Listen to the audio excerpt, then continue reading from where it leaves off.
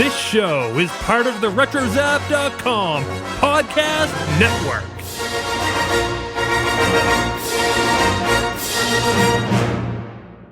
Oh, good. Hi, everyone. I'm Kara Warner with People. Very excited to be your moderator today. These guys and very, very lovely lady do not need much introduction, but I'm very pleased to introduce the cast and crew of Guardians of the Galaxy Volume 2, Mr. James Gunn, Mr. Kurt Russell, Mr. Chris Pratt, Mr. Michael Rooker, Ms. Elizabeth Debicki, and who am I? And our master of it all, Kevin Feige.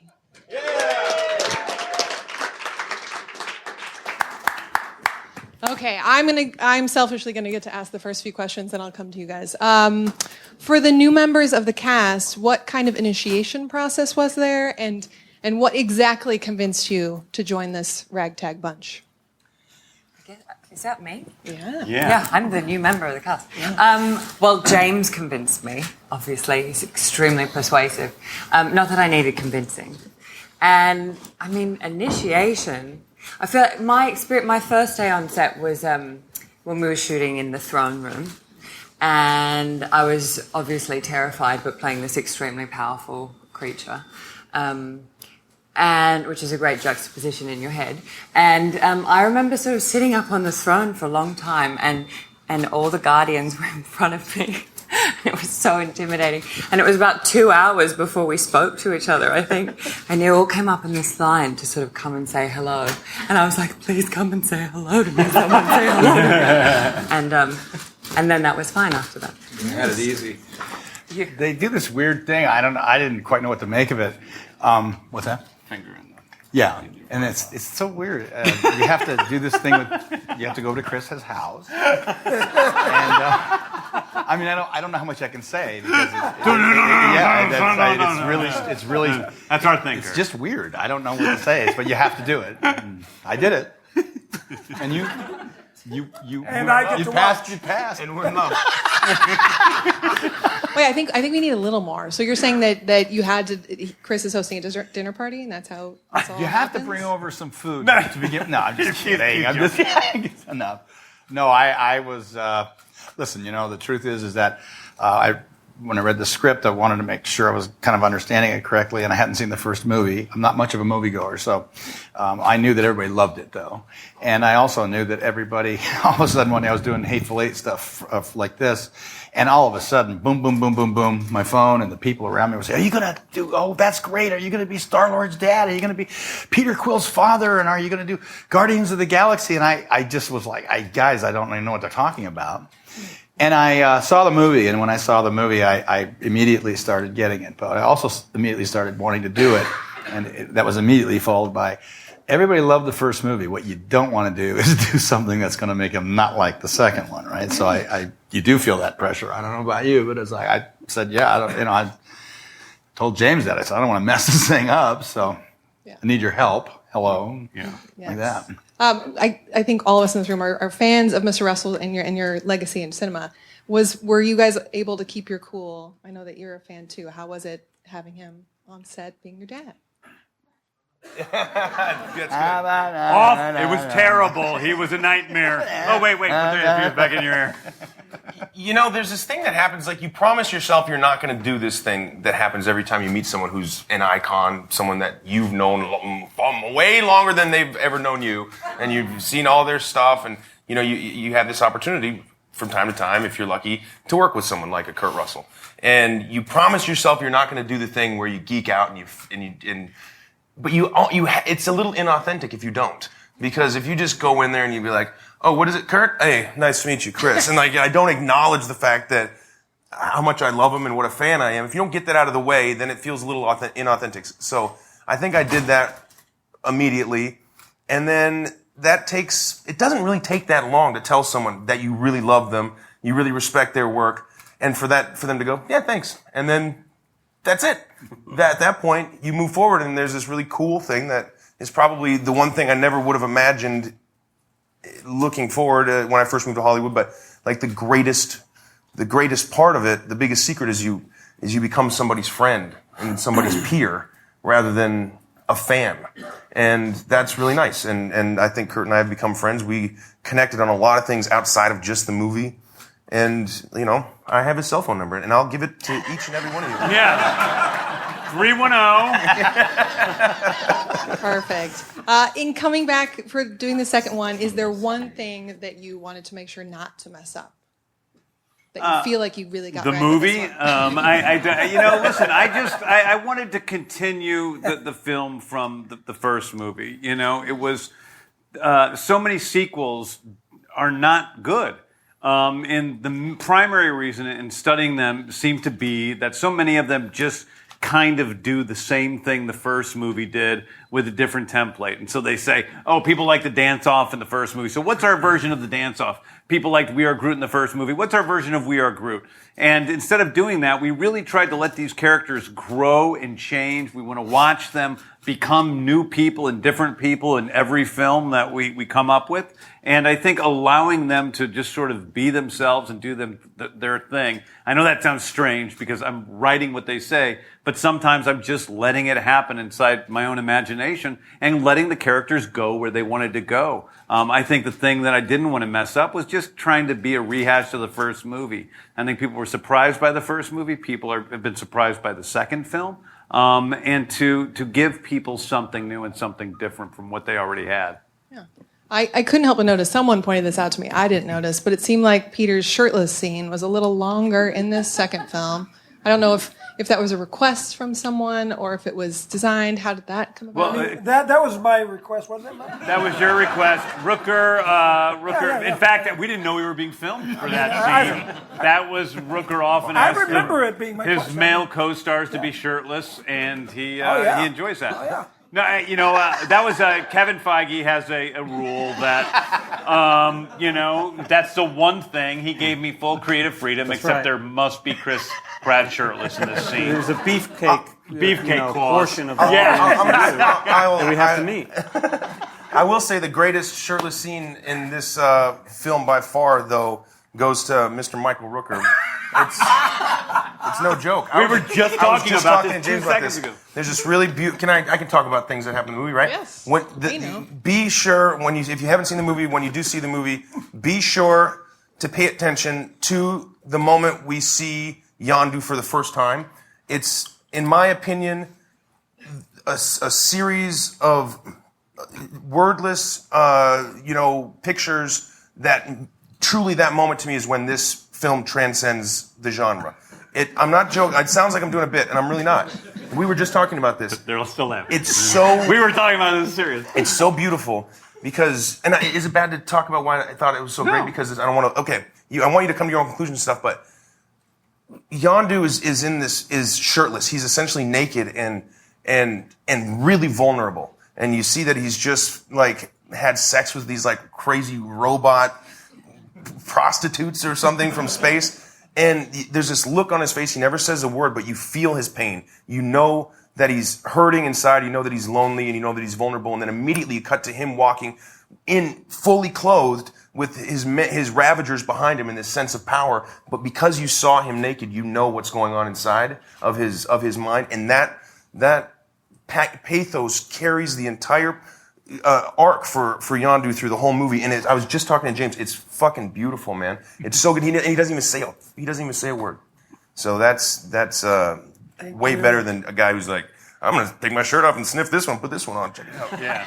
But I will say that you had the great idea of sniffing your armpits. Yeah. Which is we kind of take the Marvel shirtless sexy scene, and right when you think he's being very sexy, he's smelling the armpits of an old shirt to see if it's okay to wear. I'll follow up with Chris in that. Talk about how great you are. Well, how great I wanted to be.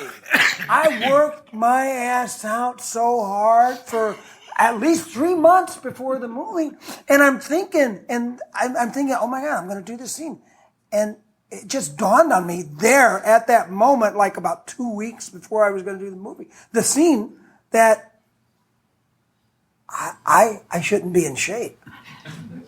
I should be just the opposite, and then immediately I had this grin on my face like, I can eat again. And I did. Nice. I wondered, Mr. Russell, what you now think of seeing the retro version of the character in the film in a little younger fashion and what they've done with that. Yeah, that was pretty interesting. I didn't really think about that a lot because you just assume, they got all the trickery in the world, right? Dennis Lidger's been my makeup man for 28 movies. And before we went in there, because we assumed that it was going to be all CGI, and he said to James and the cinematographer, hey, I can young this guy down. I got some tricks in my bag. Would that be helpful? And they said, yeah, as much as you can. That would be great. And I was speaking to the gal last night who does the CGI. She said, what did you think of what we did?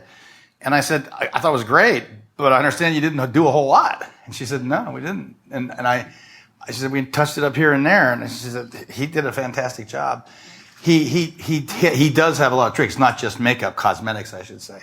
But there's a lot that goes into that, actually. It's not just what you think. Without giving away things, because I hate giving away tricks, you have to create an impression, not an image. And there's stuff that goes into that. And you don't want them, you want them to look certain places and not look other places. And then when you've got the help of modern day abilities with technology, I think it's a much more natural look than you can. This is really something. And that's why we did that scene mostly with Kurt completely pantless from the waist down, because we figured if they were looking at Kurt Russell's junk the whole time, they wouldn't notice that he was a little bit older than he was supposed to be. You're giving tricks away in the movie. It plays he really well. He also has really young-looking junk. He does. Yeah, we noticed earlier. I mean, really young. After we brought Kurt over to Chris's house for our, audition, we noticed, hey, he is really young looking now. Perfect. And on that note, speaking about junk, let's open the floor up to some really good questions. I had my first one over there, right? Yes. Hopefully it's not too much of a junk question, but Guardians of the Galaxy, obviously part of Marvel, which has joined the Disney family. Oh. Mr. Russell, you've been part of the Disney family for so many years. What's it been like staying with the company and coming back so many times and now being in this movie once again? I feel like I do have a special relationship with Disney, but the truth of the matter is every time you go to work, you got to make the team. Doesn't make any difference what movie, what television show, whatever it is. You have to go in there and hopefully make them feel good about the decision they made to hire you. That's just the way it is. You can't walk in there and go, hey, done a bunch of stuff. You've all seen it, haven't you? So we're good, right? It's like, so what? You have to. You're only as good as your last at bat. So I just wanted to make the team. I wanted to be helpful. Wanted to be good. And I was very, very fortunate. I ran into a team that had a terrific manager. He really knows his world. He also knows how to execute. He has cast these people perfectly. And it was going to be hard for me to measure up to that. I knew that. And asked him a lot of questions, drove him a little bit nuts. He does. By the way, he talks a lot. He's got to discuss everything. Your expression of it's like wrestling with a playful bear every day. A circus bear. Goldie said, "I'm stealing that one." Every morning on set. Dude, anyway. More than me? You are like trying to tase a badger. He is like wrestling with a playful bear. One is a lot more pleasant than the other. Nice. Thank you. I hope that answered your question. Hi, my question's for Mr. Gunn. First film was such a hit, and I got the impression, right or wrong, that you had a little more freedom to take a lot more risks with this one as far as content goes and to push the envelope a little farther in terms of, I'm thinking of the moment where Rocket and Yondu go through the 700 wormholes and their faces start distorting like Tex Avery cartoons. Did you feel that you had more freedom on this, and what were you able to do with that? The truth is, the great thing about working with especially with all of Marvel, but especially Kevin, who I have an especially close bond with, and who is an incredibly important person in my relationship to film. He they gave me complete freedom on both movies. On the first movie, I think that I was a lot more timid, frankly. I took my first draft in on the first film, and I went into Kevin, and Joss Whedon was there, and there was a lot of humor in there, and I was afraid I was pushing the comedy, that it was too funny, and Kevin and Joss said, yeah, make it more James Gunn. And I was like, okay, it's your funeral. But people seem to like that. And so I thought I was, I'm a little punk rock kid who, likes sort of edgy stuff. And I thought what I liked may not be what the entire world likes. But I've come to trust that what I like is what works. And the great thing about working with Kevin is we seem to be very much on the same page with what is, what we like that's sort of popular and commercial and traditional, and what we like that's edgy and funny and different. So yes, I had a lot more freedom on the second movie, but most of it I feel like was from myself, just allowing myself to completely go there with the story and not stop myself at any point from fear of alienating people. I wanted to be as true to the artistic vision and especially as true to the characters as possible in this film. Was there any joke or line or scene you had to fight for, or was it?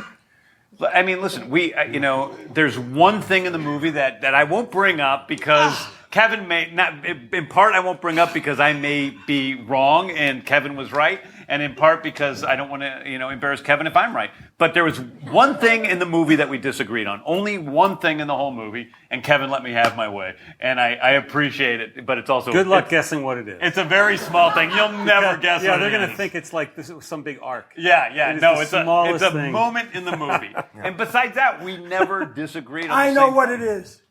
Yeah. I bet I know what it is. It was putting Yondu in the movie. How did you know? Oh my God, yes! Thank you for kicking his ass and getting me on the movie. I said no. I said I Oh, lost that he one. won. Oh. Okay. Hola. Hi. Jose Torres Estrella Sinaloa. This question is for Mr. Rooker, a.k.a. Mary Poppins. Oh my God, I know, yes. I just want to know, how hard was it for you to keep a straight face with such a funny dialogue, and were you allowed to ad-lib? And for Star-Lord, I challenge you to a dance-off. I think Chris had a little bit too late of a night. Yeah. I think it's not too hard to keep a straight face, especially when you're having a scene with Chris Pratt. He's not very funny. He's adorable and all this stuff, and he does say some interesting things every now and then. But my comedy is more his. He's so highbrow compared to my comedy. That is true. Most of the jokes go over Rooker's head, so we don't have to worry about him. I totally don't get him. Yeah, it wasn't hard to keep a straight face at all. But in all seriousness, we did like 3 or 4 different. No, we did several different ad libs for that. For what? For the I'm Mary Poppins, y'all. Oh yeah, we have a great behind the scenes because I threw everything at the kitchen sink for Rooker. He says, I am Mary Poppins, y'all, and then I am Mary Poppins, and every curse word that you can imagine. Yes. Hi, I'm Cassandra. I wanted to know, the touchstone of this movie to me is really about family. I mean, you have Quill searching for a father figure, and you have Yondu wondering if he belongs in this group. So for you guys, was there ever a moment where you didn't feel like you belonged, and how did you find your family, whatever that means for you? I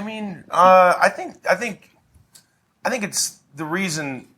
And you're right. This is very much a family movie, and I think it's really universal because I don't think there's anyone who hasn't felt that at some point in their life. I think it's really natural to feel that, and I haven't, but I've always fit in and had a really comfortable life my whole life. See, I didn't even laugh. I don't get it.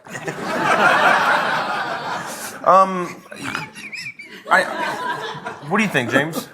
Have you felt like that? I feel like that always. I never feel like I belong. I feel like Rocket, So I think that is, for me, it's a very personal film. I have always felt like I didn't belong, and fortunately, I have some people around me who maybe help me feel like I'm not completely alone in the world. And just as importantly, I think I grew up with some art, some movies by people like, everybody from, David Cronenberg to, Steven Spielberg, movies where an outcast didn't feel so alone, or music by Alice Cooper or The Clash, for outcasts, where maybe I was this little kid in Manchester, Missouri, who felt like he was completely alienated from all his peers. And by listening and, hearing music and watching movies, I felt a little bit less alone. And I hope that that's what The Guardians does for people. It's a movie about outcasts for outcasts. And there's people all over the world that it touches, and that's the most rewarding thing by far about making these movies. Hi. Along a similar vein to what she was saying, I thought the theme of fatherhood was extremely touching and emotional. And specifically for you, Chris, I was wondering if you brought in any experiences from you being a father to Peter's relationship with both his father figures, and whether you brought anything in with that. I definitely feel I brought, not so much in my relationship as a child to a parent, but as a parent to a child, I got that more with Baby Groot. I feel like, like in the last, and it's funny to say Baby Groot because it's like so adorable and kind of like it's funny, but with the character of Groot, who is this vulnerable, very lifelike and adorable, but vulnerable little guy, and when he climbs up on Quill's lap in the end and asks for the music, and I'm listening to the song and I'm reflecting upon the relationship I had with the man who raised me.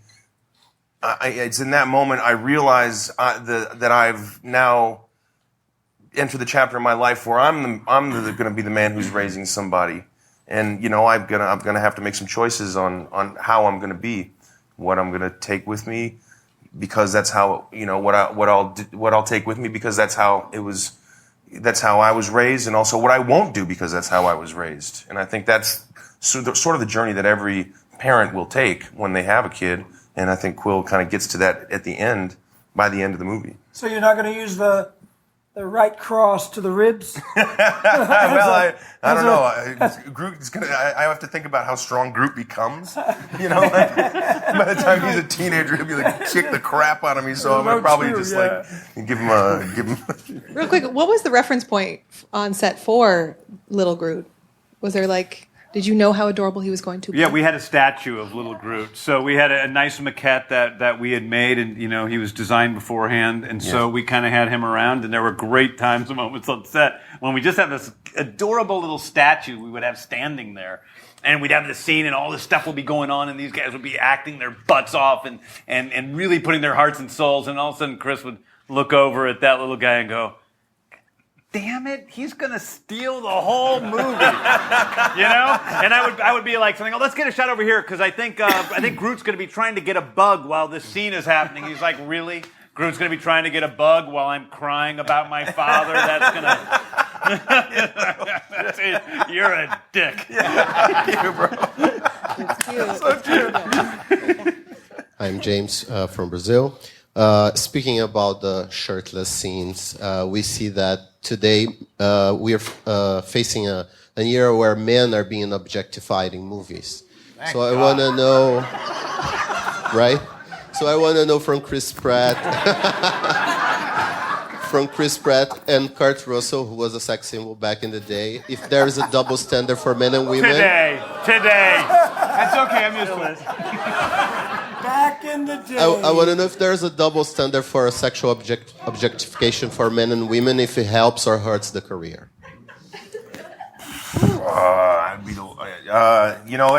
It's a good question. I think it hasn't hurt my career. We are objects. It's true. We are. We're props. You shine a light on us, they paint us up with makeup, and they take a camera and they point it at us. And half the time, what ruins it is us talking. So we're props in a way. Here, man. And as a man, I can say that, but I have to be careful because for for millennia, women have been objectified in a way there's a pretty horrifying past around it. So it is a little bit different, and there probably is, I don't know if you'd call it a double standard, but I think you have to deal with them separately because there's a history of objectification that is a sensitive issue. So I can say objectification is good for me because when I turned my body into an object that people liked, I got paid a lot of money.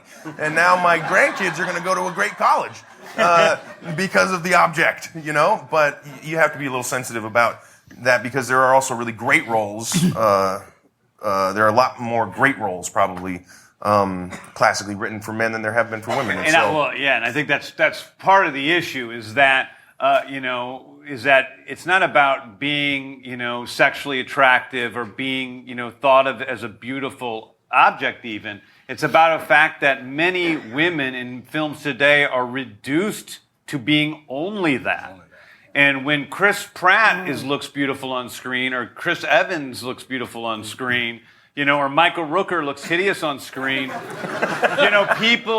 people, but in all honesty, people take that and then they still go, well, what's that guy like? What's his personality? Chris Pratt is great because he's funny and he's sexy and he's got this vulnerable side and there's all these other attributes about him. Whereas men take these women in films and all that they're about is this one aspect of themselves, that they're sexual beings, and everything else about their personalities is negated.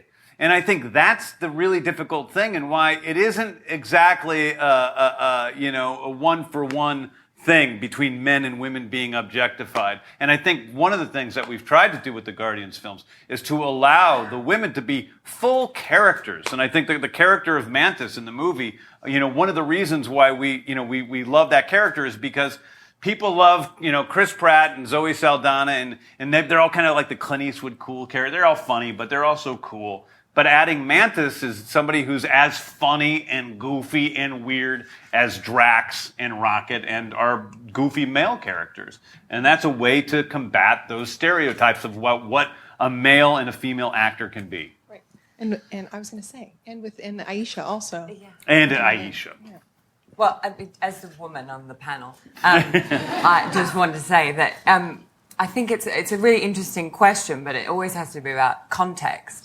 And for me as an actress, whenever I've made the choice to do something like that, it's always about the context you're shooting it in, about the story, about what you're trying to say with your director and with the other actors. And I have personally never felt objectified. And it's interesting when people ask if you do, because you have to understand that it's not, well, I certainly don't sort of take it with a grain of salt. I really think about it. And I think it has to have purpose always. It has to progress story or relationship or the image of whatever your character is on screen. But it was, and it is lovely to play Aisha because she's powerful and she keeps all her clothes on.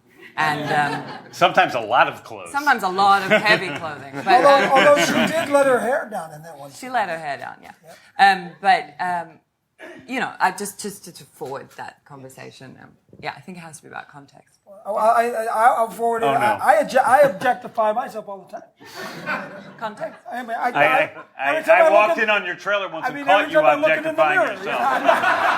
Rooker, leave the mirror alone. I don't know about you. I'm not as good as I once was, but I'm as good once as I ever was. Yes. We have time for one more question. I'm so sorry. Hi there, Brian. Thanks a lot just for really a heartfelt movie. Pretty much a superhero comic book movie with the most heart we've really seen. So I just want to thank you, all the cast and the director, for putting that together. It was great to see. The question I had is kind of more specific. There are so many Easter eggs in this movie.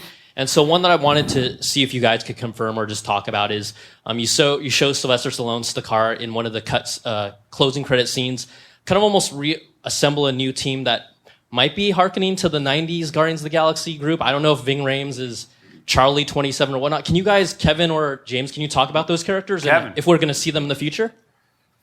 No, James can talk about it. I mean, they're clearly... They're there. They're definitely the original Guardians. Yeah, they're definitely the original Guardians. That was the fun of it. And when James had the idea to do more with the Yondu character, who is also an original Guardians, the notion that he had a team once, like Peter does now, that'd be fun to see them. And he's definitely Charlie 27. Where we see them in the future, time will tell. I think that we always, with all the post-credit scenes on this movie, they're all funny and fun, and I think most of them are things that we hope to see continuing on in, the MCU.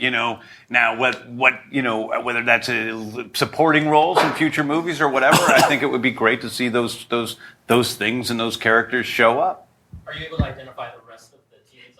Well, you can read the credits, and so it's right. Can name them. Yeah, Ving Rhames is Charlie 27. Michelle Yeoh, who I'm an enormous fan of. I'm a big fan of old 90s Hong Kong films, and she is a very wonderful person. And she is Alita Osgood, who is the other Starhawk, the female Starhawk, and then that's we would say he's not in the credits. Should I say him? Kruger? That's Krugar, and then Mainframe is the last one. Yep. Who is that's. You seem to have tapped into something. Have you told people who Mainframe is? I haven't told you. Yeah. Should we? No. Okay. I think I did. I actually did. I blew it. I told one person. So we'll get out there. Thank you. Yeah. Woohoo! Come on, guys. Thank you guys. Great questions. Thank you, wonderful cast and crew. Thank you, everybody. Okay, without further ado, let me please introduce Sean Gunn, Mr. Sylvester Stallone, Mr. Dave Bautista, Ms. Zoe Saldana, Ms. Karen Gillan, Ms. Palm Clementieff, and Mr. Kevin Feige. All right. Hi, everybody. Yes. Thanks for your exciting. Okay, I was telling this group that the first group was a little R-rated, so we'll see if we can compete. Not a challenge, Pop. Yeah. That is not a challenge. Not a challenge. I'm wondering for the newest members of the cast, what kind of initiation took place for you personally, and what was there a scene or a person that convinced you to say yes to joining the cast? Oh, the kind of initiation. Well, they kept us all up all night, snapped us with wet towels, don't eat blood, things like that.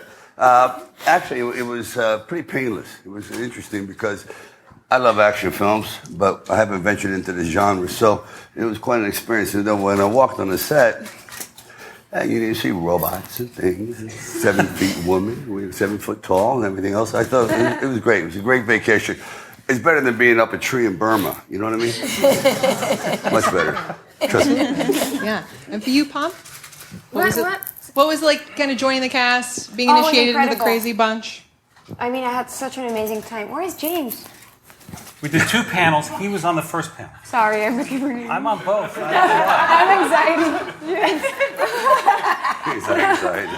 No, I You say whatever you want. You don't have to say what's said. No, but I'm like Mantis. I'm like, I need my... No, I'm kidding.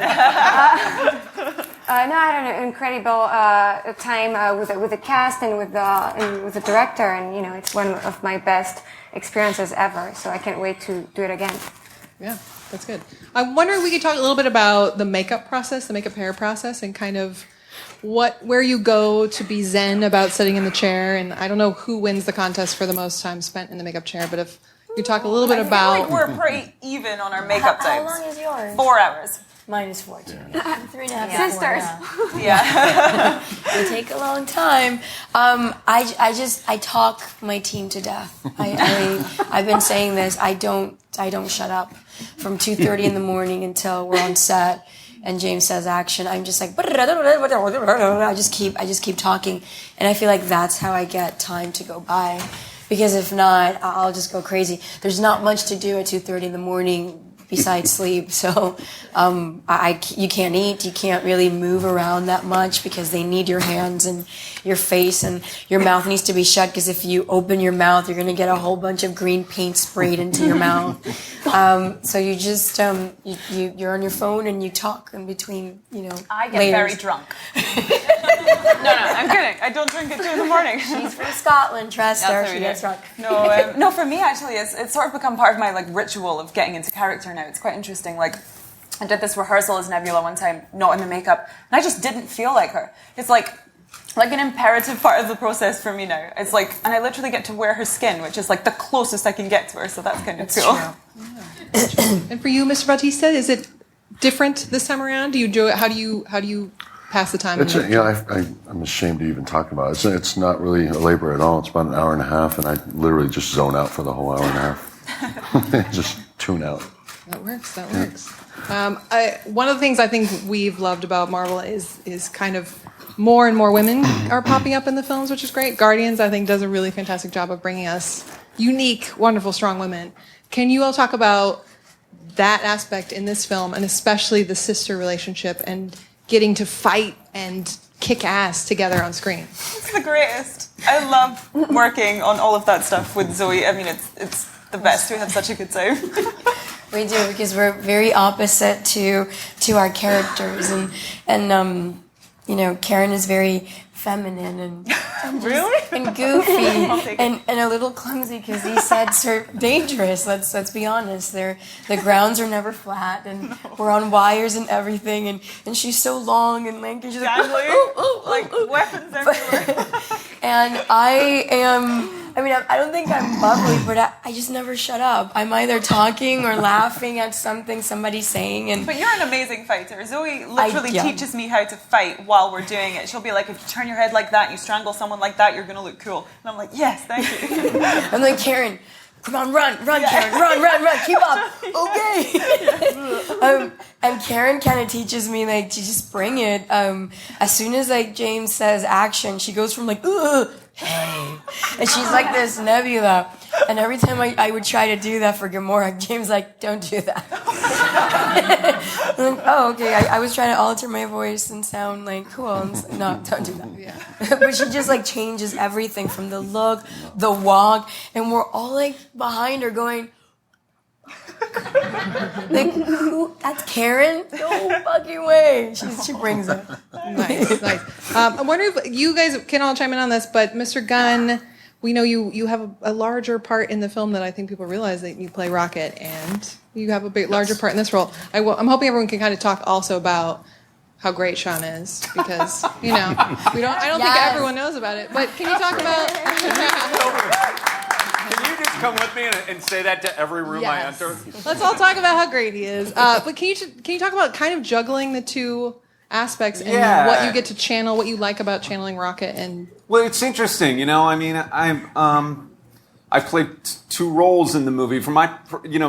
When you act, there's both the input and the output. The input is the work you put into it and what you do on set, and then the output is what you see on screen. So for me, the input is very similar for both characters, but the output is totally different because it takes a whole team of people to make Rocket. So, I'm just a member of that team. But yeah, it's interesting in this movie because Rocket and Kraglin have a few scenes that they're in together. So doing, juggling the two things was a very strange and challenging experience for me. But I love it. I love both characters, and I'm just really grateful to be a part of it.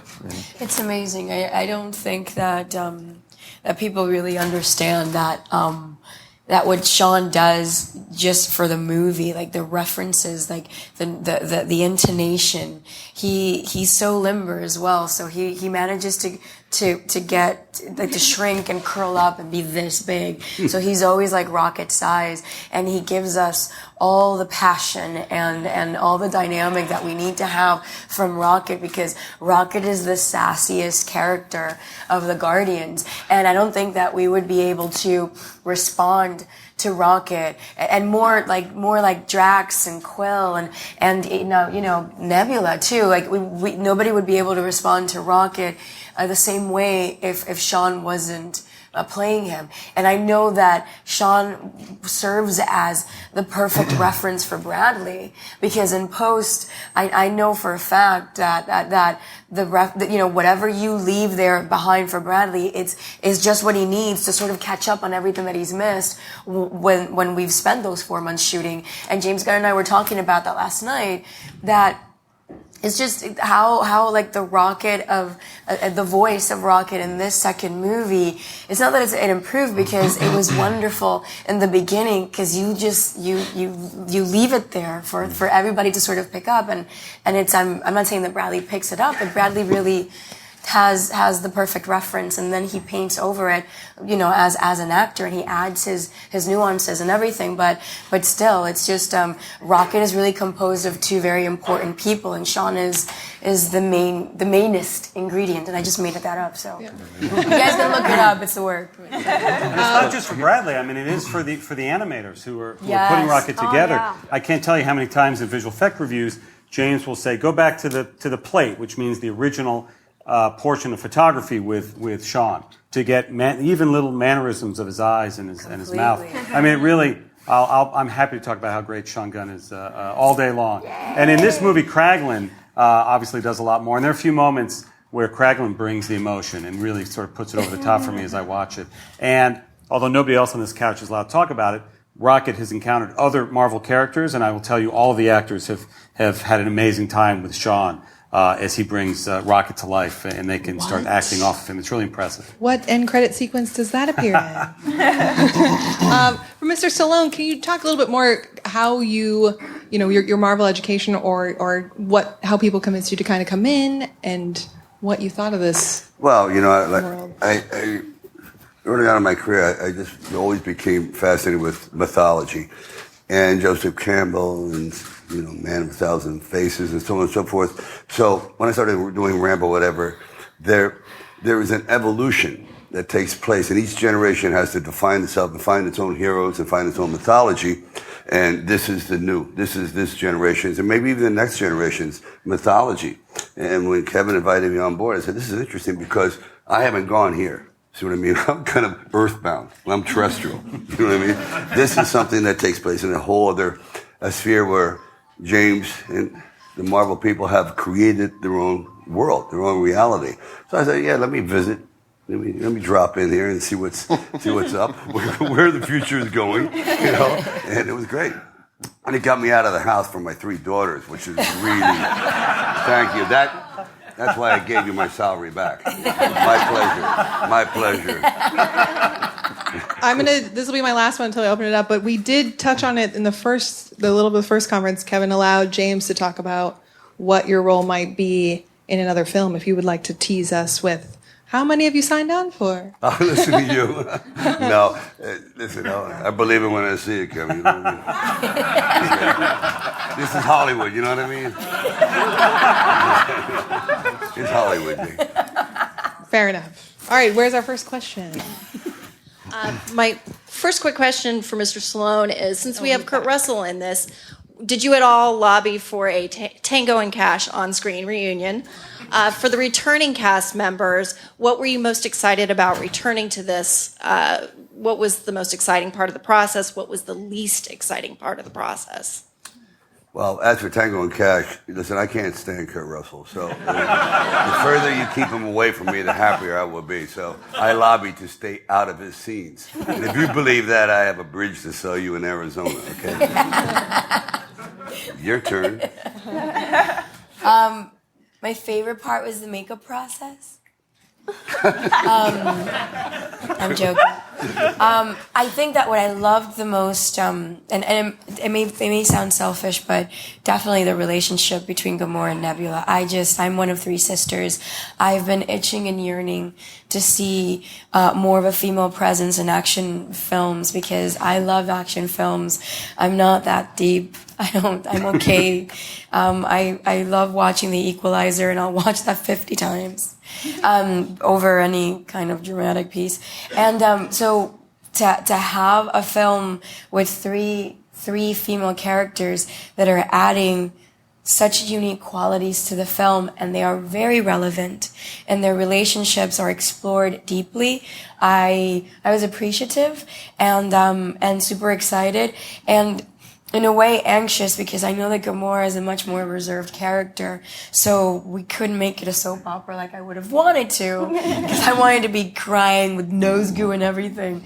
And James is like, you're like the Clint Eastwood of the movie. And I was like, who's that? What's that?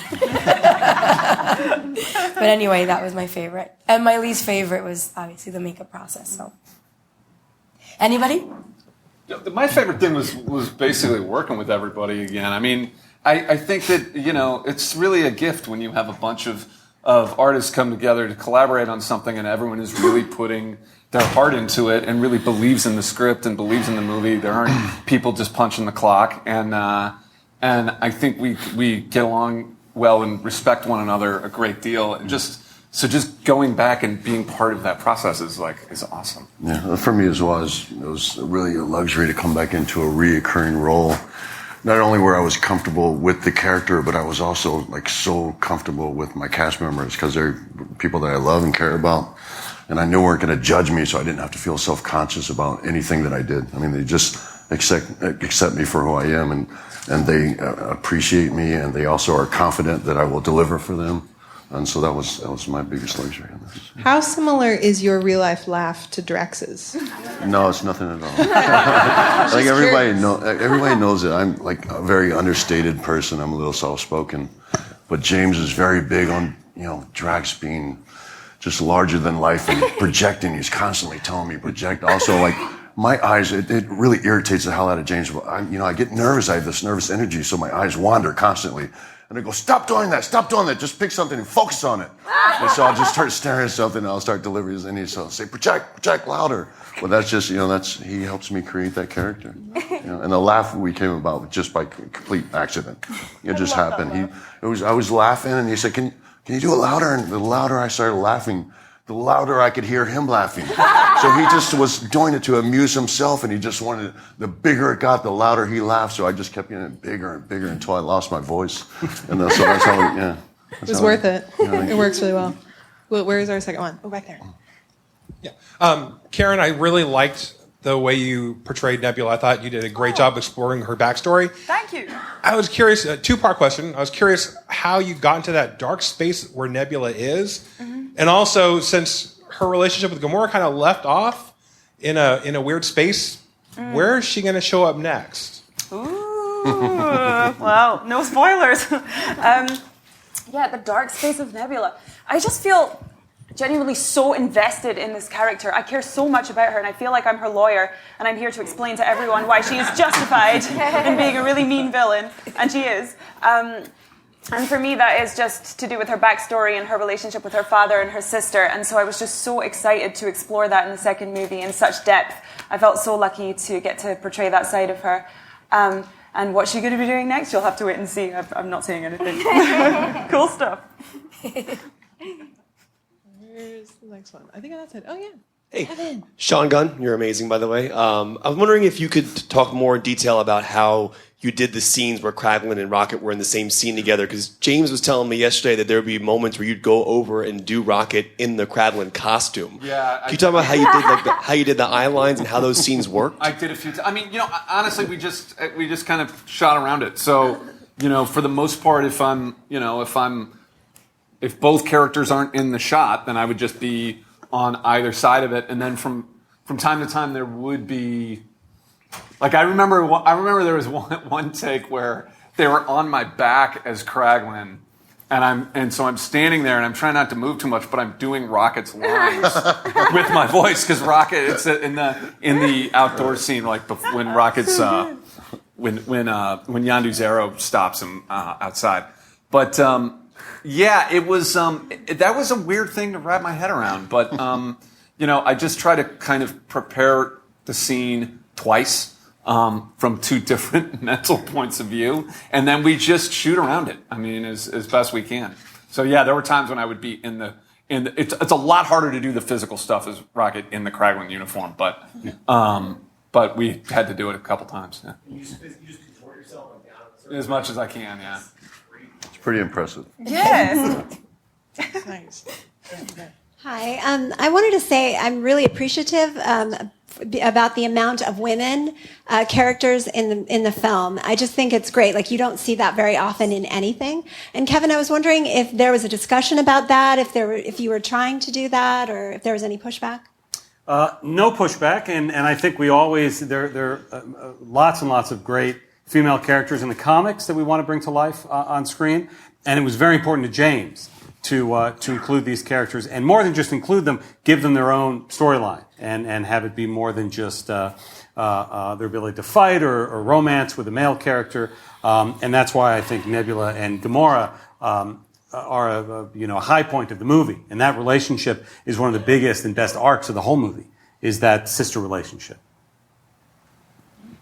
I have to add one thing to that because I keep hearing over and over that women are so happy to see these strong, sexy, feminine characters, and trust me that the men are happy to see them as well. Hi, my question is for Sly here. How much you're familiar about the comic book world, and how much did you read some Guardians of the Galaxy comic book before you joined? Or could you talk about? No, I didn't, because I grew up on a different sort of superheroes, like Elastic Man and things like that. They're really horrible. You know what I mean? Like the guys. But to me, it was wonderful. And so this one, I wanted to go in there, clean slate and just do what the director wanted done. And so now I'm starting to catch up on it. But I think there's kind of being naive allows you to be directed in the direction they want you to go without any preconceived ideas. Why are you starting to catch up on them now? Oh my God. Because I'm an optimist. Good. Nice. Oh, yeah. Hey, Rich Wolowski, Skywalking through Neverland. I have a question for each of you. How do you feel when you go to a science fiction convention and you see people dressed up as your characters, cosplaying as either Rocky at some conventions or Uhura, or just Guardians of the Galaxy characters? How do you feel when you see something like that? I really want to punch them out. I mean, seriously. They probably... It's copyright infringement, right?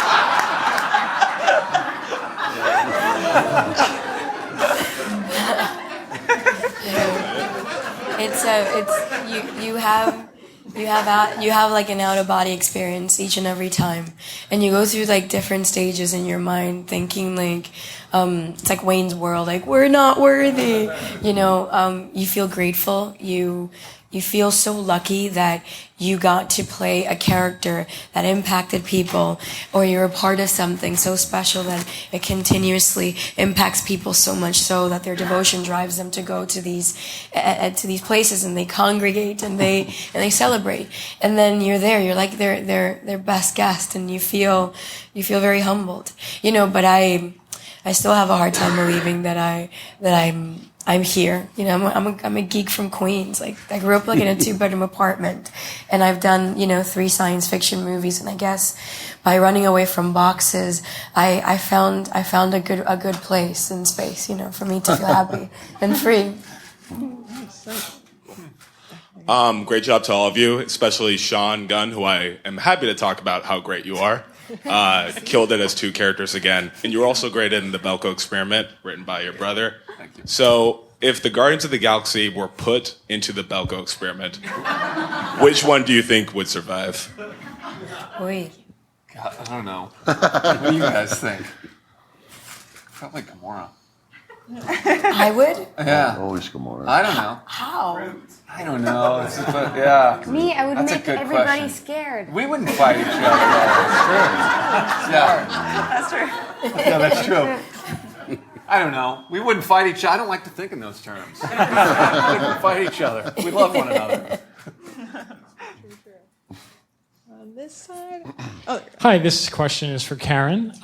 Scott Menzel, We Live Entertainment. I was such a big fan of you ever since Doctor Who, and I'm still mourning the loss of Selfie. But for this movie, the only one. I know. How is it being back into this universe, and how is it different from being in the Doctor Who universe? Oh, I mean, it's amazing to be welcomed back into this. I mean, I had such a good time on the first film. I was this evil villain, kind of watching from the sidelines a little bit. So to be so involved this time round is like a complete honour. It's pretty different to Doctor Who. I mean, I've spent some time in space, so I've become accustomed to that. But I don't know, I mean, it just feels like this whole other thing. I mean, I'm an alien, I played a human before, so that kind of just frees me up as an actor. I mean, I can sort of just make any choice, I guess, and it could be valid. So that's quite fun as an actor. But I guess it has its similarities as well. It has such a loyal fan base, and that's the most exciting thing, to actually be in something that people care about, which is quite rare. And people are so passionate about it, so that's what I love about sci-fi in general. Awesome. Thank you. Hello, I'm Carla Renata, the Curvy Film Critic. My question is for Zoe. You mentioned yourself that you've been in 3 different sci-fi movies. If you had to choose another one to do, which one would you choose?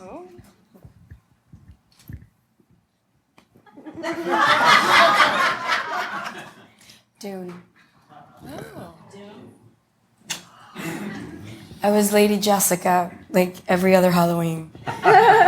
And when I wasn't a Bene Gesserit, I was a ninja. So I would love to be in Dune. And I heard that Denis Villeneuve is thinking, he's revisiting, and I hope he decides to do it, because I'm one of those people that I think that David Lynch did a great job, but I was 6 when I saw Dune, so so it would be Dune. Thanks.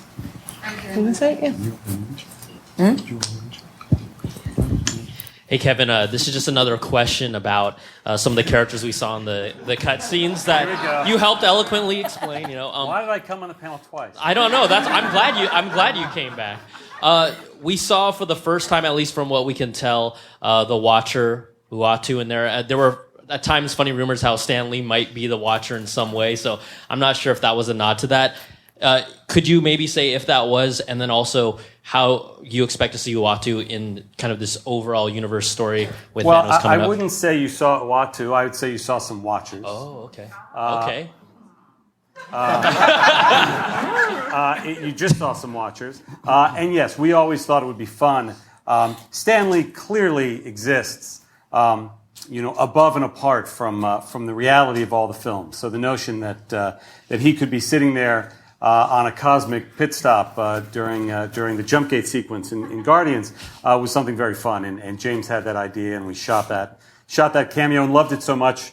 You see it a couple times in the movie, and it wasn't in for a long time, and we put it back in towards the end of the process, where he references that time he was a Federal Express agent, and we thought it'd be fun to keep that in there, because that really says, so wait a minute, he's this same character who's popped up in all these films is the same person. Thank you. Nice. Over on the back, on the side.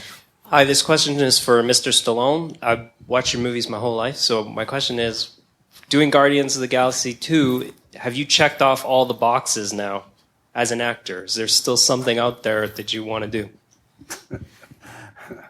The only thing I haven't done is really perform brain surgery on myself. I've been very, very lucky, and I spared Shakespeare undue stress by not doing that, because I doubt, yo, how you doing to be a not doing. Yeah, I don't think it works. You got to know your strengths and your weaknesses.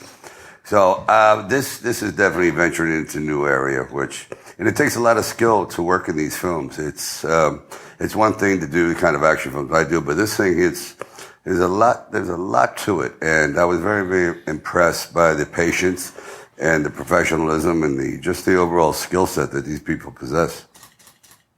I'm jealous. Hello, my name is Cassandra Shao.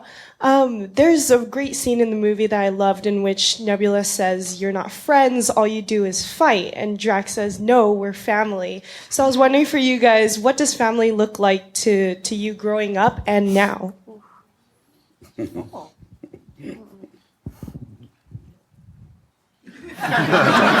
a long conversation. It's like the Addams Family. The reason why I love Guardians is that all these characters are not only do they look different, it's because the color, whatever color of their skin or fur on their backs is sort of like describing to you how different they are on the inside from each other, and yet there's this increasing desire to belong and be accepted and be loved and not be abandoned, and I don't see the Guardians as these awesome kicking ass superheroes. I see them as these really delicate people that are just trying to get by day, and they found ways by being like a-holes that became like the defense mechanism. So I'm very familiar with that sort of aspect of of family. You know, people that survive so many things, and they teach you to always give the benefit of the doubt, to keep looking, you know, within, because there is a very special person behind all that tough skin, you know, and all that, all those walls, I guess. I don't know. So that's what family is for me. What's family for you? I think, you know, for myself, I think family is people you care about, people who care about you and just love you, regardless. That don't judge you, and you don't have to feel awkward and self-conscious around. And they don't necessarily have to be your blood family. You're not tied down to the people you're born with and grow up with. I think anybody can be your family member. You make them your family members. You invite them into your lives and love them and care for them. And even if, to me, like my dogs are my children now. I love them more than, you know, most people in the world. But I think, yeah, that's it. It just doesn't have to be one definition to family. I think it's just the people you love in your lives. Like these people up here are like more family.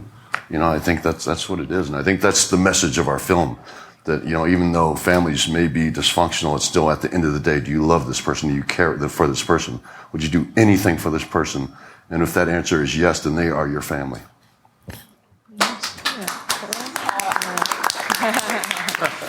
Hola, what's up, Sean? I want that hat, Feige. Hola, Zoe. Just a quick question. Music is such a big component in this movie. I would say if it was an actor, it'd be a leading actor. And we kind of saw you do a few moves with Star-Lord, little spin there. I wanted to know what your genre is. Do you salsa, tango, bachata? No, she's salsa. I have to. Like, if not, 80% of my family won't talk to me. I love all kinds of music. I'm so inquisitive about music. I can hear someone's, you know, playlist, and I'm like, who's that? And then I download that. I'm a huge fan of Spotify because I can look up so many people from all over the world and find all these musicians. But I like reggaeton because especially when I'm homesick and I miss New York and I miss the Caribbean, I'm listening to like a lot of reggaeton. And the classics, you know, Sam Cooke, Nina Simone, Ella Fitzgerald. It's just Lionel Richie all night long, you know? Like I love that. We have time for one more. I hope it's a good one. Yeah, oh, sure is. Love the inclusion of Howard the Duck in the film. When can we see a spin-off film or cartoon series? Of Howard? Yes. You know, the fun thing about Howard is he shows up where you least expect him. So who knows where he's going to appear next? Such as?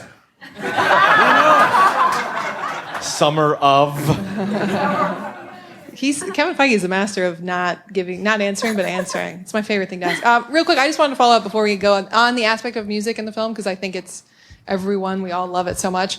And I know James played music while you guys were filming. Can you talk, or someone just talk a little bit about what that's like, or what kind of song encapsulates the experience, or something that you had in your head for weeks, or just kind of your favorite aspect about the music? I want to say that he does that not just with songs, but also with Brian Tyler's the score. Tyler Bates' score. Yeah. So a year before we start filming, James is sharing the story and the script with Tyler Bates, and Tyler starts writing score suites. And there are a couple of really moving pieces in the movie that he did about a year before so he could play it on set while they were filming, which no other film that I am a part of does that. It's really unique. It's so cool to be able to do that, to be able to hear the score. There are times and there's action sequences where part of the score is playing, or also the soundtrack, like when we're at the end of the movie, Father and Son. We're hearing that in earbuds in our ears.